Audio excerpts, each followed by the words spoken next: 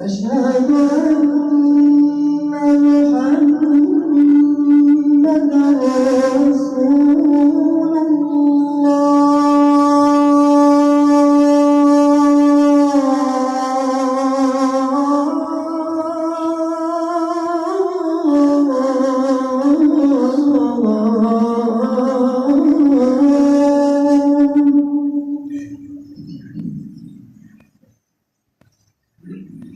أشهد أن محمدًا رسول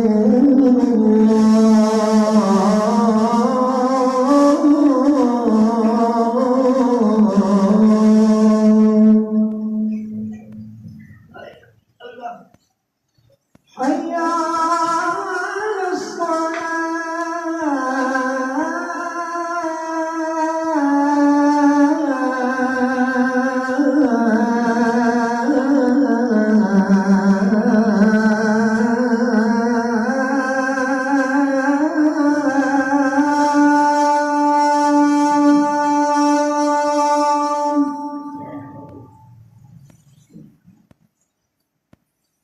حي على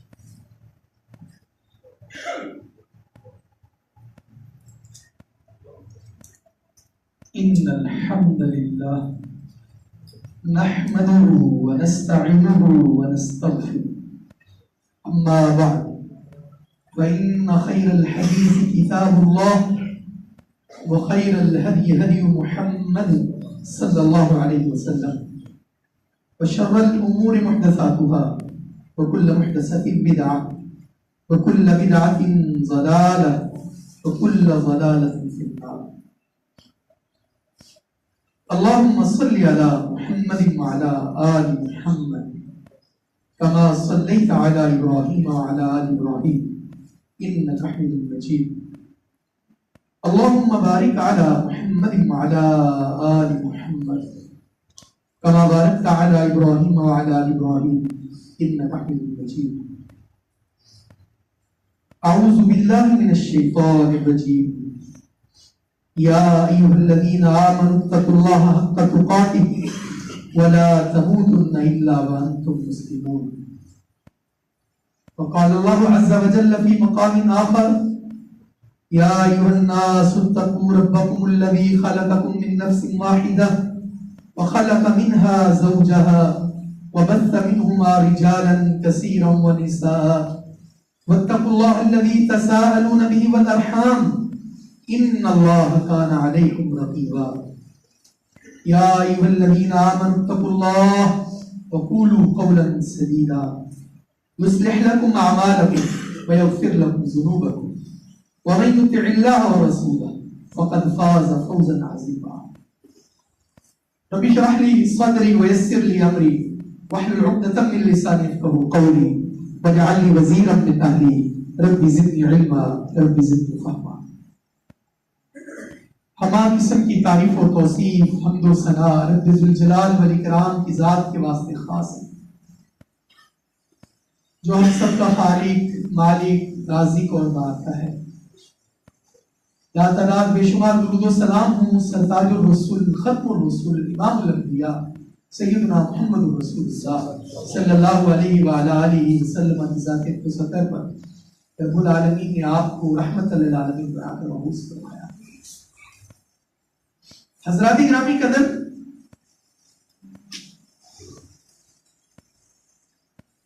سوسائٹی کا انسان کی زندگی میں بڑا عمل دخل ہوتا ہے۔ ہمارا معاشرہ ہمیں ایجوکیٹ بھی کرتا ہے، یعنی ہم نہ بھی ہونا چاہیں پھر بھی چاہتے ہوئے یا نہ چاہتے ہوئے معاشرتی رسم و رواج، معاشرتی دستور، معاشرتی ضابطوں میں ہم چاہتے ہوئے یا نہ چاہتے ہوئے بندے ہوئے۔ اب تو ویسے دنیا گلوبل ولیج کی شکل اختیار کر گئی، تو ہم دیکھ رہے ہیں کہ کچھ عرصہ سے مغربی ذرائع ابلاغ اور مغرب زدہ افراد اور این جی اوز مسلسل یہ پروپیگنڈا کر رہے ہیں کہ اسلام نے عورتوں کو کوئی حق نہیں دیا، اور 8 مارچ کے دن کو عورتوں کے دن کے نام سے منسوخ کیا گیا۔ مغرب میں تو یہ ہوتا ہی ہوئے گا، لیکن ہمارے ہاں یہ کچھ پچھلے سالوں سے بڑی شد و مت کے ساتھ اس کا اہتمام کیا جاتا ہے، اس کی ریلی نکالی جاتی ہے، اس کے اپنے سلوگنز بیان کیے جاتے ہیں، نعرے لگائے جاتے ہیں۔ تو ہمیں کسی پر تنقید نہیں کرنی ہے، بس مسئلہ یہ سمجھنا ہے کہ خواتین پر، عورتوں پر خاص طور پر جو اسلام نے مہربانیاں کی ہیں یا جو اسلام نے عورتوں کے حقوق بیان کیے ہیں وہ کیا ہے؟ کیا کوئی کسر رہ گئی ہے کہ بندہ پھر بھی باہر اظہار کرے کہ بھئی میرا یہ حق نہیں ملا؟ اس مسئلے کو صرف مجھے آپ کو سمجھانا ہے، اور اس مسئلے کو پھر ہم نے آگے اپنی نیو جنریشن کو منتقل کرنا ہے کہ مسئلہ یہ نہیں ہے، یہ جو آج عورت کی آزادی کے حوالے سے بات ہو رہی ہے، یہ اصل میں عورت کی آزادی کا ایشو نہیں ہے، بلکہ یہ عورت تک پہنچنے کی آزادی ہے کہ ہم عورت تک آزادانہ طریقے سے پہنچ کر اس کا استحصال کس طرح کریں۔ تو اس میں 2 چیزیں جو سمجھنے والی ہیں کہ اسلام سے پہلے عورت کی کیا حیثیت تھی، یعنی اسلام سے پہلے بھی تو ماں کا وجود تھا، اسلام سے پہلے بھی بیٹی کا تصور تھا، اسلام سے پہلے بھی بیویاں تھیں، ان کے ساتھ کیا سلوک ہوتا تھا؟ اور پھر اسلام نے آ کر جو ان کو عزت بخشی، جو مقام بخشا، جو مرتبہ بخشا، جو رتبہ بخشا، وہ کیا ہے؟ اس میں انتہائی معذرت کے ساتھ کہ جس مسلم معاشرے میں ہم رہتے ہیں، ہم نے اپنی مرضی کی چیزیں اڈاپٹ کر لی۔ یعنی اس میں کوئی شک والی بات نہیں ہے کہ میجورٹی اور زیادہ تعداد ایسے لوگوں کی ہیں جو بھائی اپنی بہنوں کو ان کا جائز حصہ نہیں دیتے، باپ اپنی بیٹیوں کو وراثت کا حصہ نہیں دیتے، اور وہ جو مانگنے والے ہیں وہ یہ نہیں مانگتے، ان کا تقاضا نہیں کرتے، وہ اور چیز مانگتے۔ تو حضرات گرامی قدر، یہ بات بالکل جھوٹ ہے کہ کوئی عورت یہ کہے کہ ہمارے رائٹس ہمیں اسلام نے نہیں دیے۔ اسلام نے تو بہت زیادہ رائٹ دیے۔ تو میں یہ چاہوں گا کہ ہم سب سے پہلے اس جھوٹے دعوے کا جائزہ لیں کہ اسلام سے پہلے جاہلیت کے زمانے کی عورت اور اسلام والی، جسے خاتون اسلام کہتے ہیں، جسے اسلام کی بیٹی کہتے ہیں، جسے ہم اسلام کی شہزادی کہتے ہیں، ان کا باہمی کمپیریزن کریں، ہم موازنہ کریں کہ پہلے ان کی کیا صورتحال تھی اور اب کیا صورتحال ہے۔ اور اسلام پہلے زمانے میں، اسلام سے پہلے زمانے میں عورت کی کتنی تحقیر، عورت کو کتنا حقیر سمجھا جاتا تھا، اور اسلام نے اس کو کیا بلند مقام اور مرتبہ عطا دیا۔ اور میں یہ پوری بصیرت اور پوری فہم و شعور اور پورے عقل و خرد کے ساتھ یہ دعویٰ کرتا ہوں کہ تاریخ انسانی میں پیغمبر اسلام، محسن انسانیت سیدنا محمد رسول اللہ صلی اللہ علیہ وسلم ہی وہ پہلی اور آخری ہستی ہے جنہوں نے کائنات کی مظلوم ترین اور حقیر ترین مخلوق عورت کو بے رحم، ظالم، جابر، جنسی درندوں کے چنگل سے نکال کر انسانیت سے متعارف کرایا، عورت کے حقوق کا تعین کیا، عورت کے حقوق کا تحفظ کیا، اسے معاشرے میں بڑی عزت اور وقار دیا اور ایک قابل احترام مقام سے نوازا۔ اور حق بات یہ ہے کہ عورت وہ اگر بیٹی ہے، بیوی ہے، بہن ہے، وہ رسالت مآب صلی اللہ علیہ وسلم کی اس احسان کا بدلہ تا قیامت چکا ہی نہیں سکتی کہ جو رسول اللہ صلی اللہ علیہ وسلم کو رائٹس لے کر دی۔ لیکن دنیا میں جو ہمارے سیاستدان ہیں، وہ جب کبھی کوئی کام کرتے ہیں، فلائی کام کرتے ہیں، سڑک بناتے ہیں، پل بناتے ہیں، وہ اس کا کریڈٹ لیتے ہیں، اور ہم ان کو محسن کے لقب سے، محسن پاکستان، یہ ہمارے محسن، ٹھیک ہے ایک کام انہوں نے کیا، لیکن ذرا تصور کریں میرے اور آپ کے پیارے نبی سیدنا محمد صلی اللہ علیہ وسلم جو احسان انہوں نے ہم پر کیا، کیا صورتحال کیا تھی جب آپ عرب معاشرے میں، جب آپ نے نبوت کا اعلان کیا تو اس سے پہلے کیا صورتحال تھی؟ قرآن ہمیں بتاتا ہے، قرآن اس پر نقشہ کھینچتا ہے، اور اللہ سبحانہ وتعالیٰ نے سورہ نحل میں ارشاد فرمایا وَإِذَا بُشِّرَ أَحَدُهُم بِالْأُنثىٰ ظَلَّ وَجْهُهُ مُسْوَدًّا وَهُوَ كَظِيمٌ، جب کسی بندے کو یہ بتایا جاتا تھا کہ تمہارے گھر بیٹی پیدا ہوئی، اسے یہ خبر دی جاتی تو اس کا چہرہ سڑ کے سوا ہو جاتا، ایسے اس کا منہ کالا ہو جاتا تھا، اور وہ غصے سے بھرپور ہو جاتا تھا کہ پتہ نہیں اس کے اوپر کوئی آزمائش آ گئی۔ اللہ یتوارا من القوم من سوء ما بشر، وہ چھپتا پھرتا تھا لوگوں سے اس بات سے کہ لوگ اس کو کہیں یہ نہ کہیں کہ تیا نہ بنے، اس کے گھر بیٹی پیدا ہوئی، اور ایمسکہ علی ہون ام یدسہ فی التراب، دو آپشن ہے اس کے پاس، یا تو زمانے کی کالک اپنے ماتھے پر مان لے اور لوگوں کے تانے اور مینے برداشت کر لے کہ یہ بیٹی والا ہے، یا بیٹی کو زمین میں دفن کر دے، دو ہی آپشن، یا وہ اس وجہ سے منہ چھپاتا پھرتا تھا میری برادری، میرا قبیلہ، میرا کنبہ، میرا معاشرہ کیا کہے گا، وہ بیٹی ہے نا، یا وہ بیٹی کو زندہ دفن کر دیتا تھا۔ اللہ نے کہا الا ساء ما یحکمون، کتنی بری بات ہے جو تم کرتے ہو، یہ جو کرنے کا کام یہ جو تم نے کیا کہ بیٹیوں کو زندہ، تو کیا سمجھ رہی بات کہ اسلام سے پہلے بیٹیوں کو زندہ درگور کر دیا جاتا ہے، اور عام بات نہیں ہے۔ اللہ کو تو اسلام نے بیٹی کو کیا عزت دی، اللہ اللہ اللہ۔ یہ سورہ الشورى پارہ نمبر 25 اور سورہ نمبر 42، اللہ اکبر، اس زمانے میں قرآن اترا اور اللہ تعالیٰ نے کمال کر دیا۔ اللہ سبحانہ و تعالیٰ نے فرمایا آیت نمبر 49 للہ ملک السماوات والارض، آسمانوں اور زمینوں کی بادشاہت اللہ کے پاس ہے. یخلق ما یشاء، جو چاہے پیدا کرے. یہب لمن یشاء، جسے چاہے عطا کرے. اور سب سے پہلے اللہ نے عطا کرنے میں بیٹی کا ذکر کیا. فرمایا یہب لمن یشاء اناسا، جسے چاہے بیٹی عطا کرے. وَيَهَبُ لِمَن يَشَاءُ الذُّكُورَ، اور جسے چاہے مذکر بیٹی عطا کر دے. تو اللہ تعالیٰ نے اس معاشرے میں جب قرآن نازل ہوا جنہوں نے بیٹیوں کو مؤخر کیا ہوا تھا، اللہ نے بیٹیوں کو مقدم کر دیا کہ پہلے تمہارا نام لیا گیا. یہ تمہیں پیچھے کرنا چاہتے تھے، خالق کائنات نے تمہیں آگے کر دیا ہے. تو گویا جس معاشرے میں بیٹیوں کو زندہ درگور کیا جاتا تھا، اس معاشرے میں بیٹی کی عزت، بیٹی کا ناموس، بیٹی کی توقیر اللہ سبحانہ و تعالیٰ نے میرے اور آپ کے نبی صلی اللہ علیہ وسلم کی قلب اطہر پر قرآن نازل کر کے کر دی.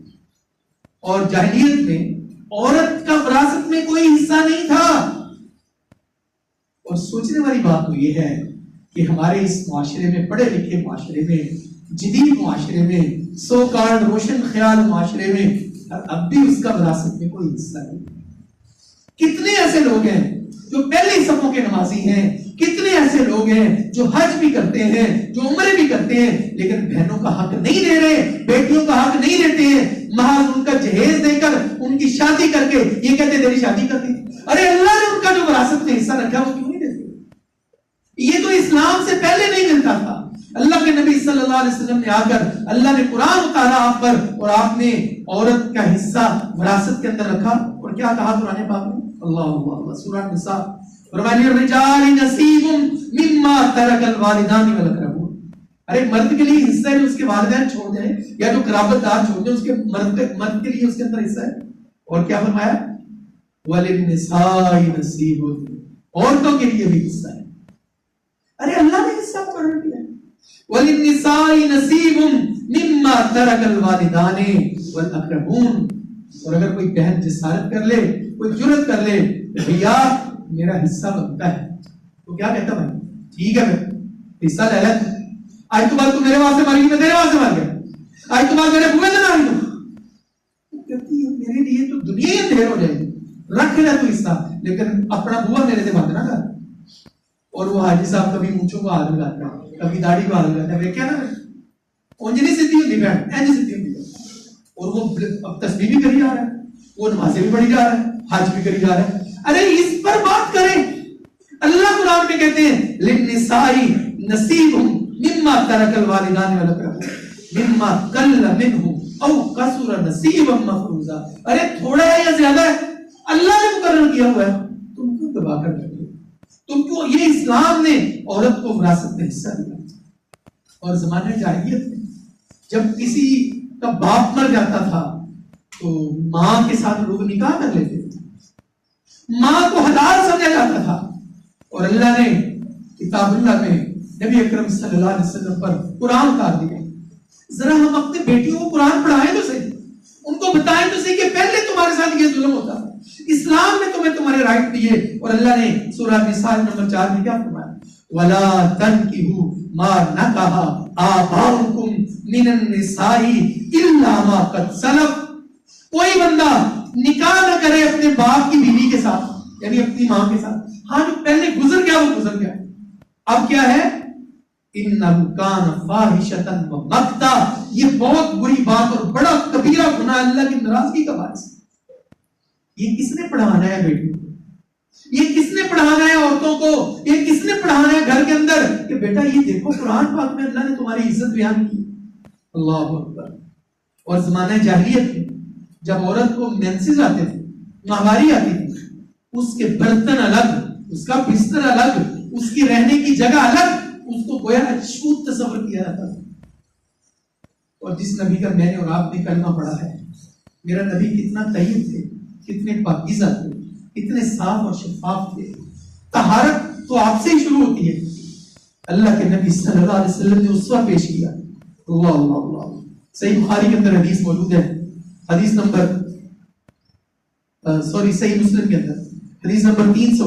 سیدہ عائشہ رضی اللہ تعالیٰ خود بیان کرتی، وہ کہتی کہ پہلے یہی ہوتا تھا پہلے یہ ہوتا تھا کہ جس عورت کو مینسز ہوتے تھے اس کے برتن کو کوئی ہاتھ نہیں لگاتا، اس کے برتن الگ ہوتے تھے، اس کا بستر الگ ہوتا تھا۔ اللہ اکبر۔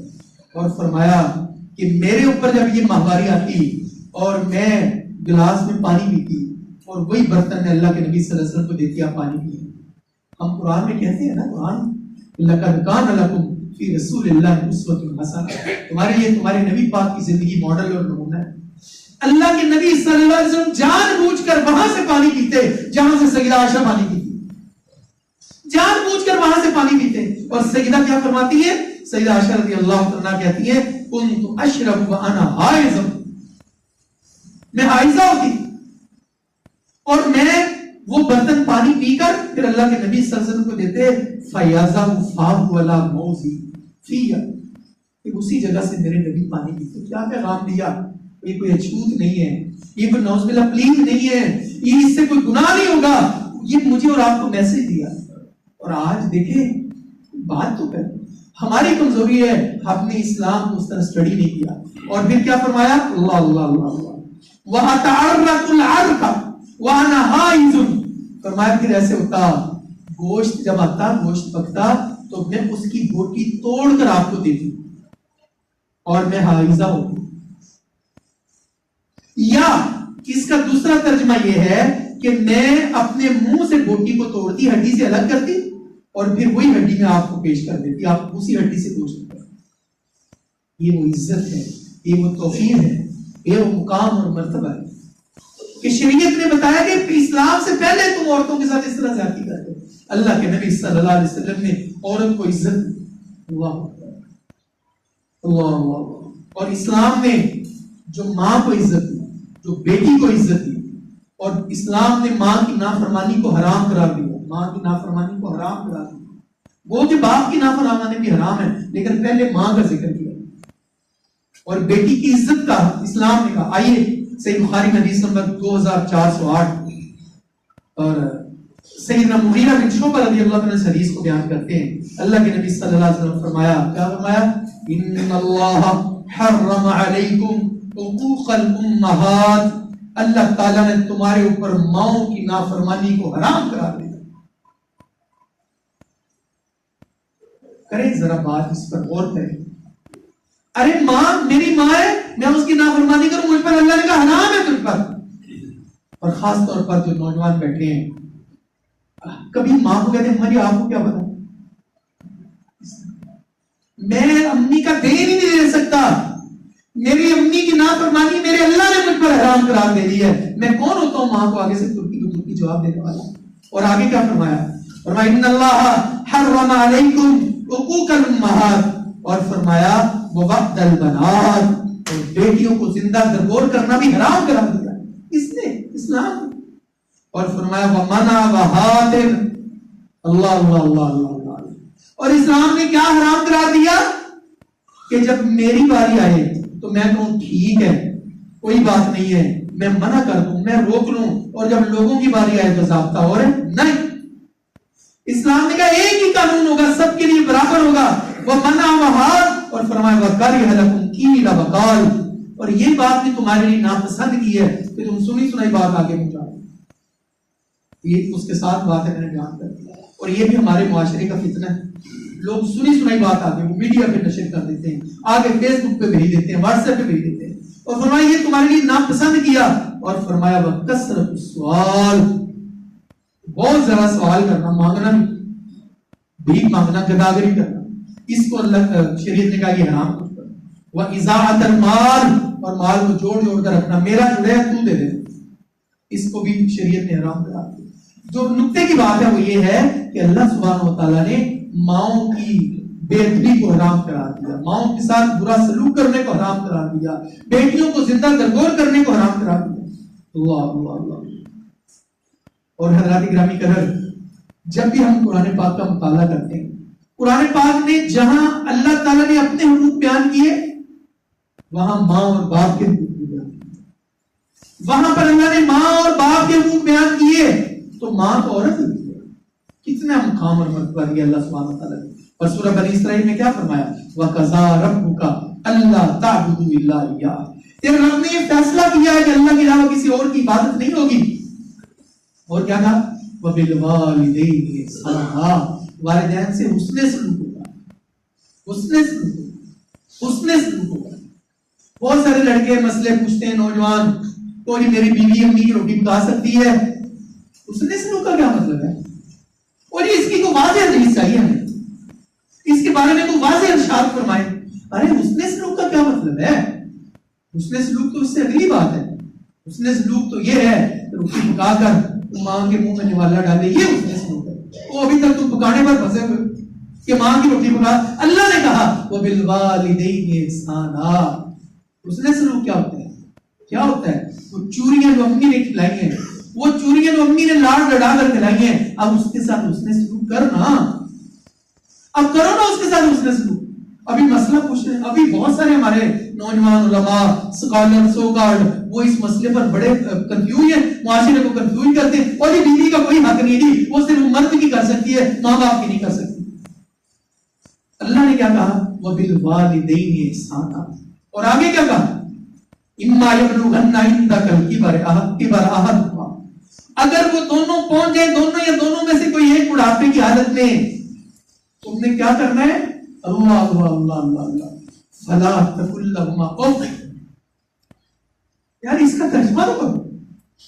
اللہ نے کہا تم نے انہیں اف تک نہیں کہنی. اور یہ میری بڑی روٹی پکا دی ہے سر، پڑی ہوئی عالمہ پاس ہے، اینو شوکے سے رکھ لگا. بھائی یہ کس نے کہا تمہیں؟ اللہ قرآن پاک میں کہہ رہے ہیں انہیں اف تک نہ کہو، ولا تنہرهما، انہیں جھڑکنا بھی نہیں ہے. اور کیا کہنا ہے؟ وقل لهما قولا کریما، وقل لهما قولا کریما. کرے اس کا ترجمہ. انہیں کیا کہنا ہے؟ کریم بات کرنی ہے، عزت والی بات کرنی ہے، شائستگی والی بات کرنی ہے، جس سے ان کا دل خوش ہو، جس سے ان کا چہرہ کھل اٹھے، ایسی بات کرنی ہے. اور آگے اللہ نے آرڈر جاری کیا، فرمایا وَخْفِضْ لَهُمَا جَنَاحَ الذُّلِّ مِنَ الرَّحْمَةِ. اور ماں باپ کے تھلے لگ جانا ہے. یہ ترجمہ ہے اس کا کہ ماں باپ کے آگے ایسے پچھ جانا ہے، ان کے آگے آنکھ بھی اٹھا کر نہیں دیکھتے. اور بہت سارے نوجوانوں کو دیکھتے ہیں وہ منہ سے تو کچھ نہیں کہتے، لیکن ان کی باڈی لینگویج ہوتی ہے. ابا جی جب کوئی بات کرتے ہیں، امی جب کوئی بات کرتی ہیں، ایسے جیسے ان کو موت پڑ گئی، ان کے اوپر وہ سخت ناگوار گزرتا ہے. اس سے بھی اللہ نے منع کیا، وَخْفِضْ لَهُمَا جَنَاحَ الذُّلِّ مِنَ الرَّحْمَةِ وَقُلْ رَبِّ ارْحَمْهُمَا كَمَا رَبَّيَانِي صَغِيرًا. ایسے ضمن بات آ گئی. تو بات یہ ہے کہ ماں باپ کی اس سینس میں فرما برداری کرنی ہے. اور ماں عورت، یہ جو ہمارے معاشرے میں کل 8 تاریخ کو عورتیں نکلی ہوئی تھی، اس میں کئی بینکر تھی، کئی اسکول کالجز کی اساتذہ تھی، وہ ساری یہی تقاضا کر رہی کہ ہمارے حقوق ملے. ان کو کہیں قرآن پاک پڑھیں، آپ کے حقوق ہیں، آپ کے حق اللہ نے دیے. اللہ اکبر، اللہ اکبر. اور عورت کو حق مہر ادا کیا ہے. یہ قرآن نے کہا عورت کا حق مہر دیا ہے. اور حق مہر بندے کی حیثیت کے مطابق. یہاں بھی بندے ڈنڈی مارتے ہیں، اور جب نکاح پڑھانے کا ٹائم آتا ہے تو شریک لے گئے، شریک حق مہر. فرمایا کف ہوا جو بندہ تمہاری حیثیت ہے وہ کرو. اور کئی اس وقت جو رشتہ دار ہوتے ہیں وہ بھی کہتے ہیں کہ چلو کوئی نہیں، میں گل کر دیتا ہوں، 4-5 ہزار کر دو. وہ اتنی تو بیلے کر دیتے تم اوپر سے، اتنے تو بہن بازی والے کو دے دیتے. اب حق مہر کی باری ہے، اب تم کہتے ہو جی شریک کر لو. اللہ نے قرآن پاک میں فرمایا وَآتُوا النِّسَاءَ صَدُقَاتِهِنَّ نِحْلَةً. اللہ اکبر، اللہ اکبر.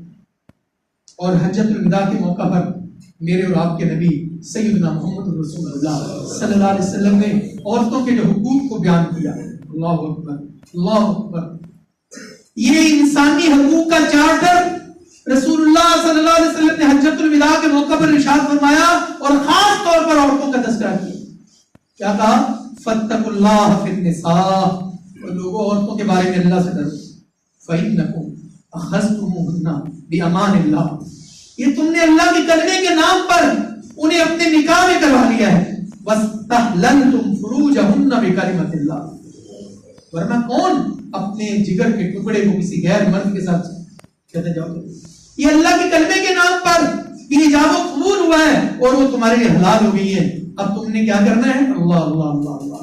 یہ عورتوں کے حقوق بیان کر دیے. فرمایا تمہارے ذمے ہیں وَلَكُمْ عَلَيْهِنَّ أَلَّا يُؤْتِينَ فُرُوشَكُمْ أَحَدًا تَكْرَهُونَهُ. اب تم اس کی بیوی بن گئی ہو، اب تم اس کی مرضی کا خیال رکھو. جس کو تمہارا بندہ اچھا سمجھتا تم اس کو اچھا سمجھو, جس کو یہ اچھا نہیں سمجھا اس کو اچھا نہیں سمجھو.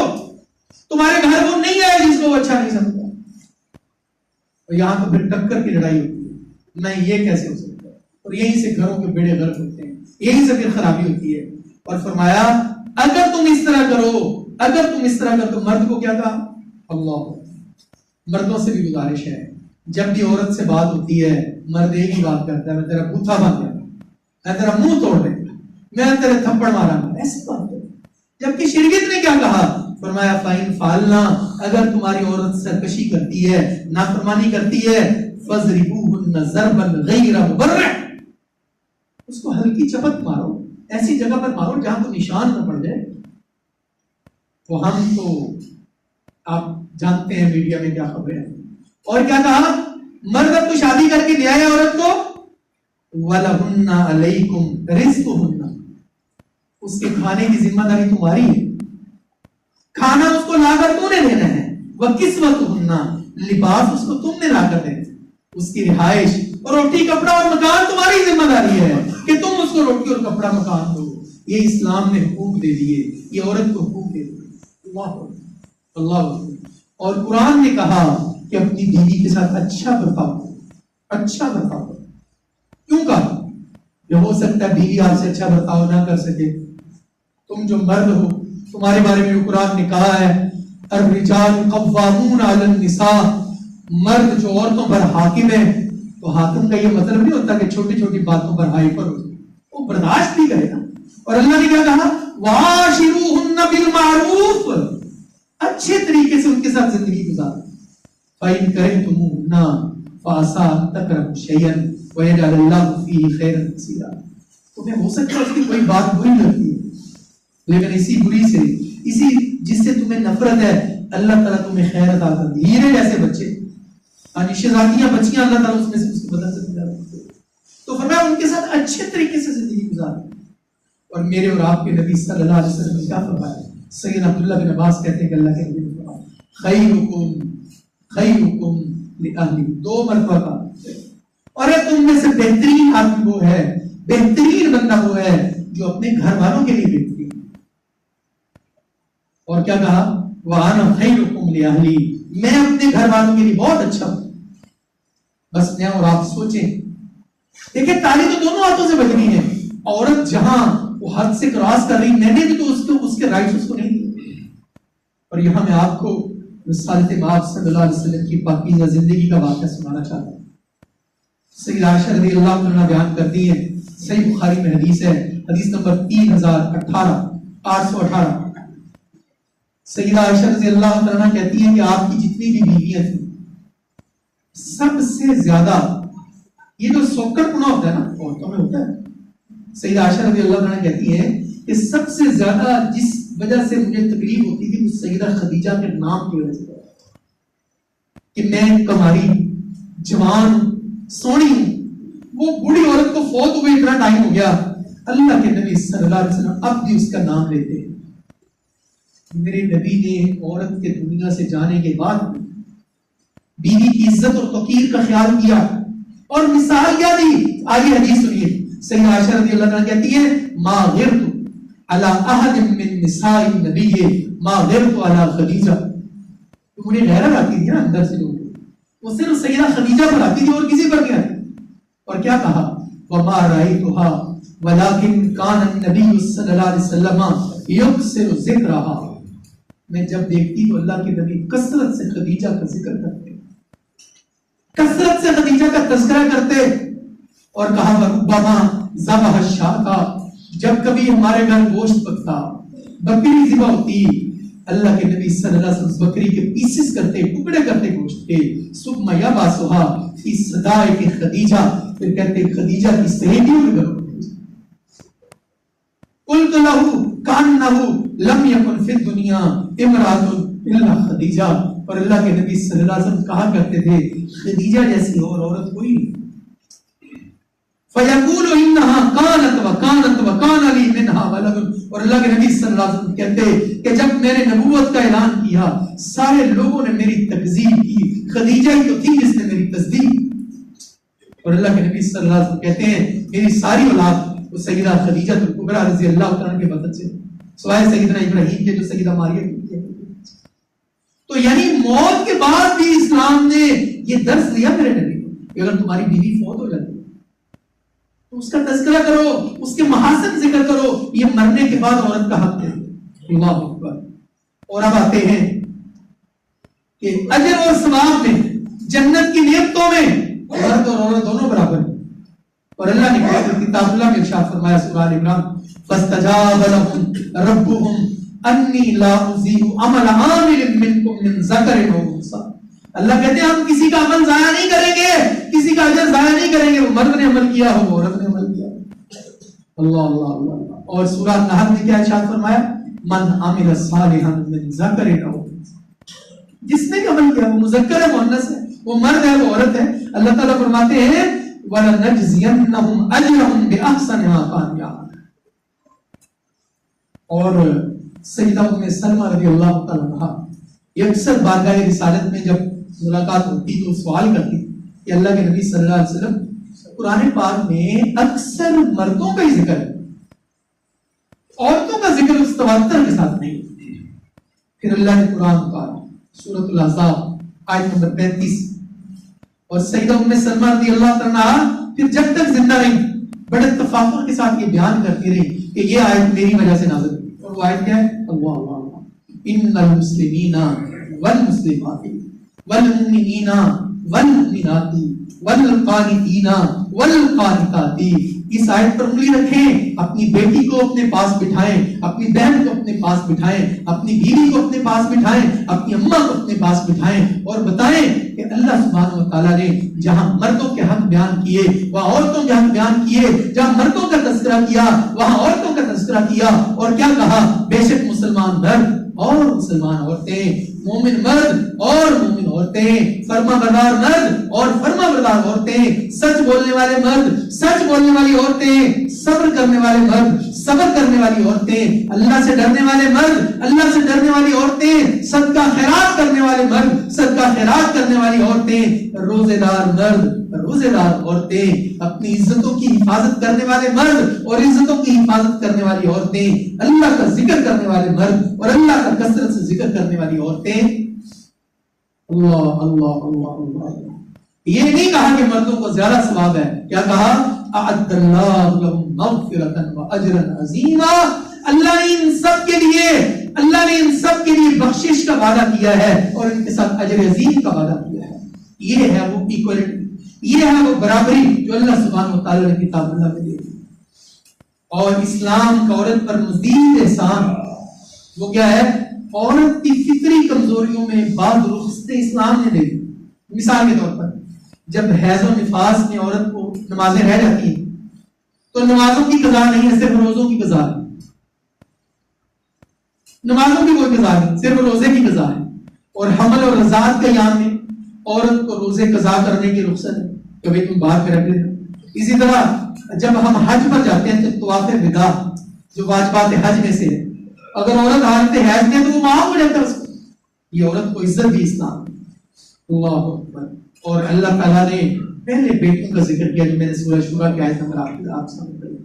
اب کرنا کیا ہے، یہ ساری گفتگو آپ کے سامنے رکھنے کا مقصد یہ ہے کہ ہم جذبہ خیر سگالی کہتے ہیں، جن لوگوں کے اپروچ، جن لوگوں کے ایکسیس وہ ان بچیوں کے پاس جائیں، کہ اسکولوں میں جائیں، یونیورسٹیز میں جائیں، اداروں میں جائیں، اپنے گھروں سے اس کام کو شروع کریں کہ دیکھو بات یہ ہے کہ اسلام نے جو عورت حقوق دیے وہ تو اور کسی نے دیے نہیں۔ مثال کے طور پر اسلام سے پہلے کیا تھا، ایک عورت کے ساتھ ایک وقت بیک وقت 10 مرد نکاح کرتے تھے۔ یہ جاہلانہ رسم کس نے ختم کی؟ اسلام نے ختم کی۔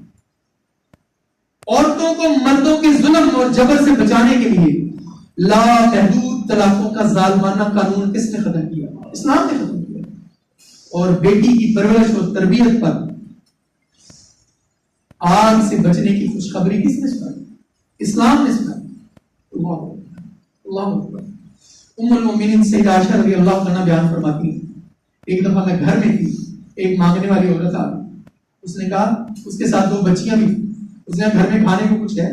اللہ سیدہ عائشہ رضی اللہ عنہ کہتی ہے کہ میرے پاس ایک ہی کھجور کے گھر ہے اور کھانے کو کچھ نہیں تھا. اور یہاں یہ بات بھی بتانا چاہتا ہوں، وہ نبی جو ساقی کوثر ہے، وہ نبی جو شافع معصوم ہے، وہ نبی آسمان کے چاند کو انگلی دکھائیں تو وہ دو ٹکڑے ہو جائے، اس نبی کے گھر میں یار ایک ہی کھجور ہے. نبی کے گھر میں ایک ہی کھجور ہے. میرے نبی لیڈر نہیں تھے، میرے نبی رہنما نہیں تھے، میرے نبی وقت کے حاکم نہیں تھے، لیکن کیا پیغام کیا دیا. میں کہتا ہوں اگر میرے نبی کہتے اور پہاڑ پہ سونے کا بن جا تو اسے بن نہیں جانا تھا، بن جانا تھا. لیکن میرے اور آپ کے لیے ہو سکتا ہے کل کسی کے پاس ایک کھجور بھی ہو، ایک کھجور بھی. اور سیدہ عائشہ رضی اللہ عنہا نے یہ نہیں کہا کہ میں اپنے لیے رکھ لیتی. یہ تربیت ہے، یہ تربیت ہے، یہ اسلام نے تربیت کی. اور سیدہ عائشہ نے وہ کھجور اس عورت کو دے دی. اب اس عورت نے کیا کیا؟ اس عورت نے کھجور کے دو ٹکڑے کر دیے، ایک بیٹی کو دے دیا، دوسری بیٹی کو خود نہیں کھائی اور چلی گئی. اسی اسلام میں اللہ کے نبی صلی اللہ علیہ وسلم گھر میں تشریف لاتے ہیں. سیدہ عائشہ پورا قصہ بیان کرتی ہیں تو اللہ کے نبی صلی اللہ علیہ وسلم نے کیا فرمایا؟ اللہ اللہ اللہ، بیٹیوں والو خوش نصیب ہو کہ اللہ نے آپ کو بیٹیاں دی، مبارک ہو تمہیں کہ اللہ سبحانہ و تعالیٰ نے تمہیں بیٹی والا بنا دیا. کیا فرمایا اللہ کے نبی صلی اللہ علیہ وسلم؟ من ابتلی من البنات بشیء فاحسن الیہن کن لہ سترا من النار. جس بندے کو اس کی بیٹیوں کی وجہ سے آزمایا گیا، قیامت والے دن وہ اس کی بیٹیاں اس کے لیے جہنم سے ڈھال بن جائیں گی. بیٹیوں کو بیٹا تم اسلام کی شہزادیاں ہو، تمہاری وجہ سے اللہ نے ہمیں جنت عطا کرنی ہے، تمہاری وجہ سے اللہ تعالیٰ نے ہم سے دوزخ حرام کرنی ہے، تم نے بچانا ہے. تم کوئی عام نہیں ہو بیٹے، تم اسلام کی شہزادی ہو. اور عورت کو زیور تعلیم سے راستہ کرنے کی بنیاد کس نے ڈالی؟ اسلام نے ڈالی. اور عورت کی مرد کے ساتھ فطری مساوات کا علم کس نے بلند کیا؟ ان المسلمین والمسلمات والمؤمنین والمؤمنات. اور مساوات کس چیز میں چاہیے؟ اللہ اکبر. اور عورت کو عفت مآب زندگی بسر کرنے پر جنت کی ضمانت کس نے دی؟ اسلام نے دی. بیوہ اور مطلقہ عورتوں سے نکاح کر کے عورت کو عزت اور عظمت کس نے بخشی؟ اسلام نے بخشی.